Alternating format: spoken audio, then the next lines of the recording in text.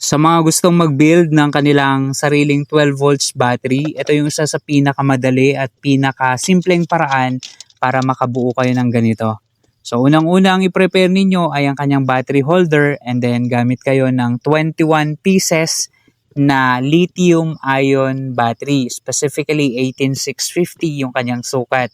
Okay, ang configuration niya ay 3S 7P para makabuo ng isang 12 volts battery pack. And then dito pala sa kanyang battery holder, make sure na medyo diin-diinan nyo siya kasi medyo masikip pa yan para mag-fit talaga doon sa kanyang baterya. So katulad ng ating ginagawa dyan. So kitang-kita nyo naman, fit na yung ating battery doon sa kanyang battery holder. And then ang pangalawang step ay yung sa kanyang battery management system.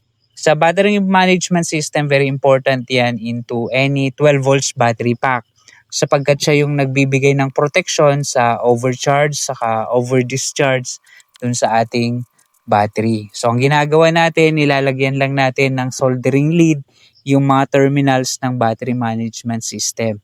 And isa sa pinaka-importante sa second step ay yung paglalagay ng ating terminals, output terminal na dalawa, positive and negative wire. Kasi nga itong battery management system natin ay ilalagay dun sa gilid, sa may battery holder. So kailangan nang ilagyan ng terminal na output wire at isusuksok doon sa battery holder yung wire na yan. Once kasi na hindi gagawin yan, medyo sasabit yung ating terminal ng battery management system doon sa holder ng battery. So ang mangyayari once na isusulda mo sa pagkatapos malagyan ng nickel strip ay baka masunog pa yung kanyang battery holder. So mas maganda na lagyan na dati ng dalawang output terminal na wire. And then ang third step natin ay yung paglagay na ng nickel strip. So make sure na nakaayos yung ating battery management system sa kanyang position. Yung 0 volts nakatapat yon doon sa main negative at yung 12.6 volts ng battery management system nakatapat naman doon sa pinaka main positive ng 3S7P na configuration.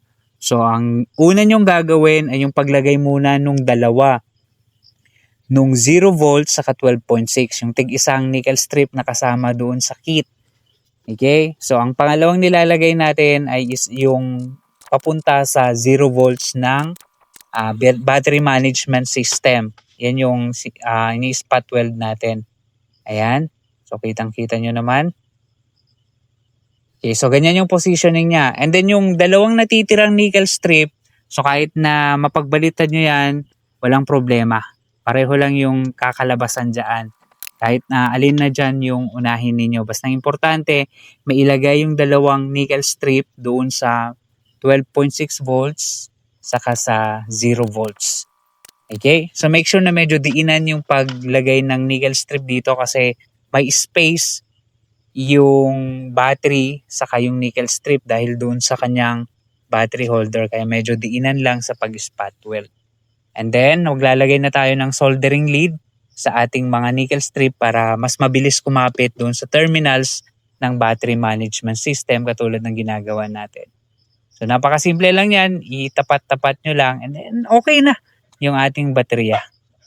Then sukatin yung kanyang output kung may lumalabas. Ayan, meron siyang 12.4 na nasusukat. And then ang pinaka-last step natin dito ay yung paglagay na ng battery pack doon sa ating case mismo. So before natin ilagay, i-solder muna natin yung dalawang wire doon sa main positive and negative na lalabas doon sa top case natin. So doon sa paglalagay pala ng battery pack, dahan-dahan lang.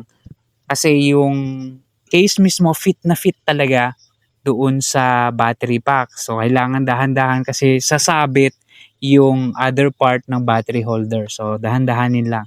Then lagay na natin yung ating dalawang wire sa kanyang main terminals, positive and negative. Pwede rin kayong maglagay ng switch sa wires natin para hindi magkakaroon ng output agad yung mga terminal sa labas.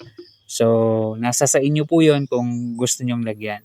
And ito na po yung resulta ng ating battery. Ayan, mayroon na tayo nasusukat doon sa pinaka-terminals niya na 12 volts at yan na po siya. Napakaganda at pwede nyo siyang gamitin into any 12 volt devices.